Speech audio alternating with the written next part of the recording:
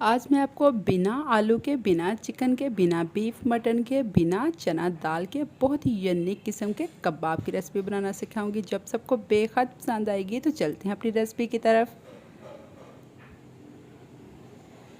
ये देखिए जी, एक पाव हमने मसूर की दाल ली है। इसको मैंने पहले 15 से 20 मिनट भिगो के रखा था। 1 गिलास इसके अंदर पानी डालेंगे, थोड़े से इसके अंदर मसाले डालेंगे। 1 टीस्पून सुरख मिर्च डालूंगी, 1 टीस्पून हल्दी डालूंगी, हाफ टी स्पून ही इसके अंदर नमक जाएगा, 1 टीस्पून सूखा धनिया जाएगा, 1 टीस्पून ही इसके अंदर ज़ीरा डालूंगी। सारे मसाले मिक्स करके इसको मैं ढक्कन देकर पका लूँगी। ये देखिए सारा पानी हमारा ड्राई हो गया, बस इसी तरह का हमें चाहिए। अब हम चम्मच के साथ इसको मैश कर लेंगे अच्छी तरह, और इसके अंदर जो थोड़ा ज़्यादा पानी है उसको भी ड्राई कर लेंगे।